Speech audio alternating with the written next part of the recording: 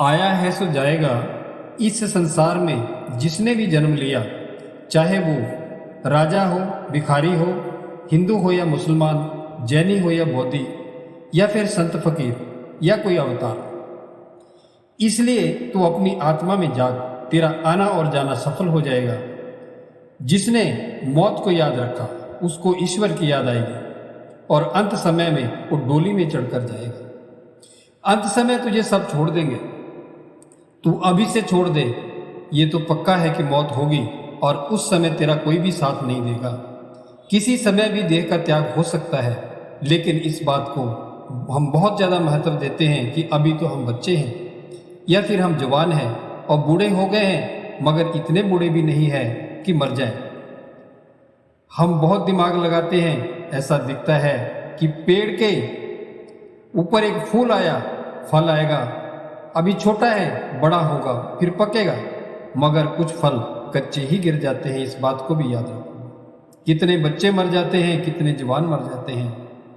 हम अपने लिए सोचते हैं कि अभी हम नहीं जाएंगे, ये नियम इतना सच्चा नहीं है। क्यों ना हम अपनी मौत को एकदम नज़दीक समझें। और मौत तो नज़दीक है ही, जन्म से ही मौत हम मुकर्रर हो जाती है, कदम कदम पर साथ चलती है। इसलिए मरकर तो सब छूटेगा ही।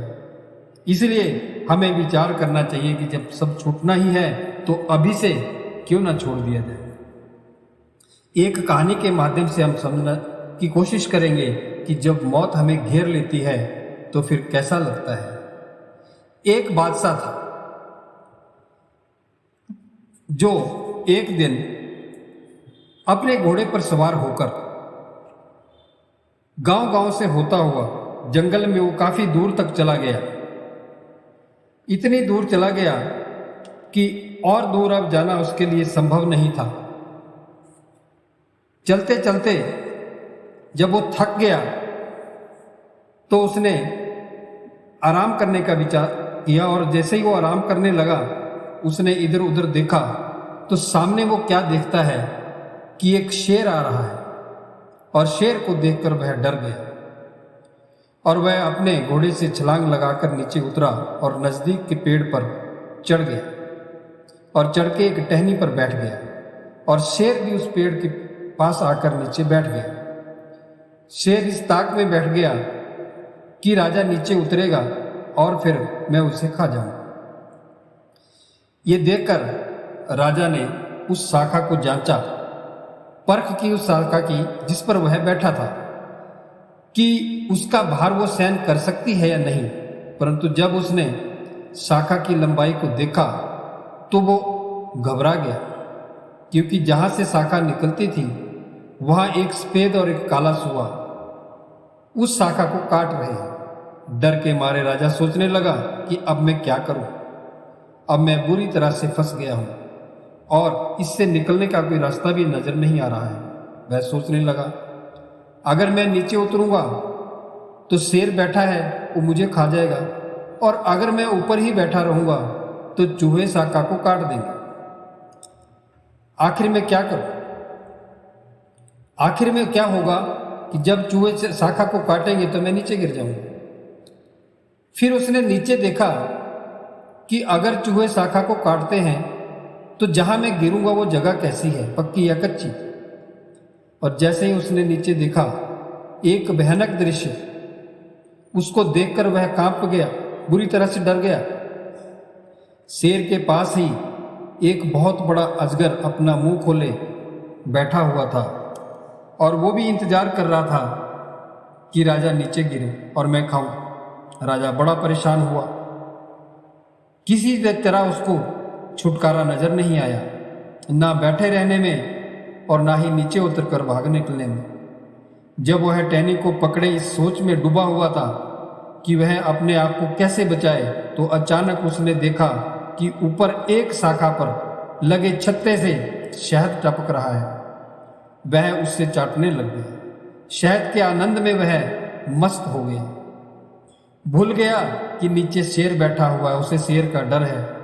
और ये भी भूल गया कि नीचे अजगर भी बैठा हुआ मुंह खोलकर इंतजार कर रहा है उसके गिरने का। और ये बात भी भूल गया कि चूहे शाखा को काट रहे हैं। सारे ख्याल भूल गए। कुछ समय बाद चूहों ने टहनी को काट डाला और टहनी नीचे गिर गई और राजा भी नीचे गिर गया। जो शहद के आनंद में था उसे पता ही नहीं चला कब वो नीचे गिर गया, और जैसे ही वो नीचे गिरा राजा मारा गया। अब आप सोच रहे होंगे कि ये बादशाह, ये राजा कौन है? ये राजा कोई और नहीं, हम हैं। हम उम्र की दौलत लेकर आए हैं। ये जो हमारा शरीर है ये किराए का मकान है। एक दिन हर किसी को ये खाली करना पड़ता है, हमें भी खाली करना पड़ेगा। और शेर है काल यानी समय, जो हमारी ओर लगातार देख रहा है। यानी काल धर्मराज के जो दूत है पल पल का हिसाब कर रहे हैं कि इसके कितने दिन, कितने घंटे और कितने मिनट बाकी है।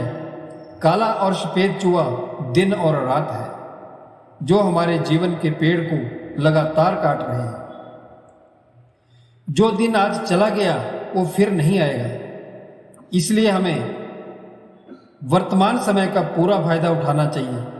और जो अजगर है वो हमारी चिता या कब्र है, जो मुंह खोले देख रही है कि कब वो आए और कब इसको हम हड़प लें। इसलिए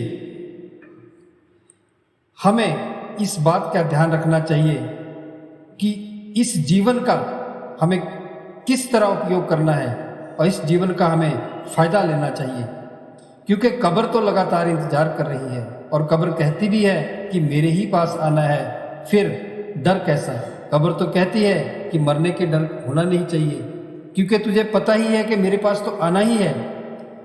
और शहद क्या चीज़ है? ये है दुनिया के भोग विलास। हम सभी लोग दुनिया के भोग विलास में लगे हुए हैं और अपनी मौत को भूल कर बैठे हुए हैं। हमें याद ही नहीं है कि एक दिन जाना भी है। इसलिए हम कोई धन दौलत इकट्ठा कर रहा है, कोई रिश्तेदारियों में पढ़कर उनके मोह में फंसा हुआ है।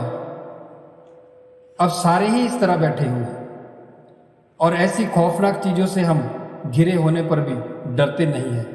देखो, राजा को चारों तरफ से मौत ने घेर रखा है। जब उसको शहद का आनंद मिल गया फिर सारे डर भूल गया।